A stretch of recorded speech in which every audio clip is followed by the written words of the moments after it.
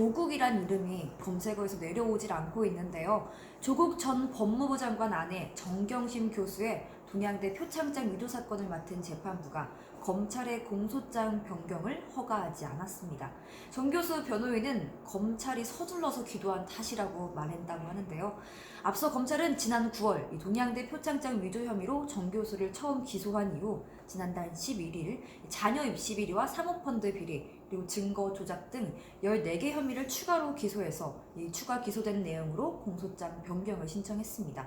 그런데 이 재판부가 공소장 변경을 불허함에 따라 향후 정 교수의 표창장 위조 혐의 사건은 이 추가 기소된 입시 비리 사건과 별도로 진행될 예정입니다.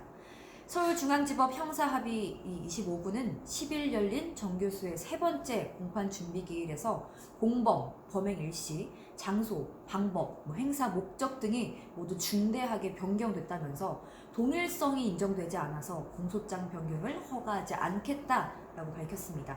하지만 검찰은 기소한 것은 하나의 문건에 대해 위조했다는 사실 하나라면서 그와 관련해 일시나 장소 일부만 변경을 한 것이다.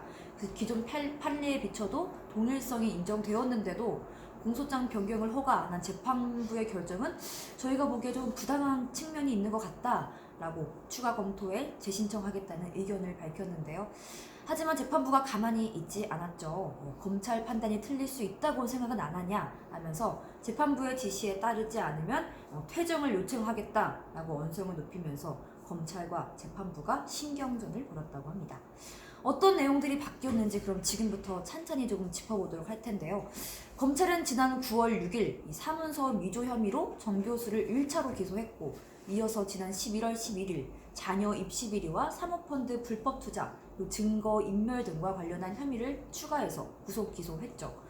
지난 9월 기소 당시 검찰은 이 성명 불상자를 공범으로 적시했지만 그 이후에 제출한 공소장에는 정 교수의 딸로 정확하게 기재를 했습니다.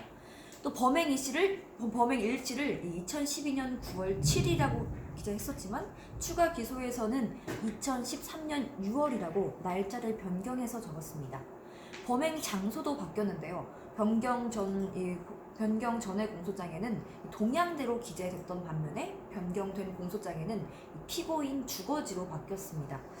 이와 더불어 위조 목적은 유명 대학 진학 목적에서 서울대 제출 목적으로, 또 위조 방법은 총장 직인 이메 날인에서 스캔 등의 방법으로 만든 이미지 삽입으로 변경된 것으로 알려졌는데요.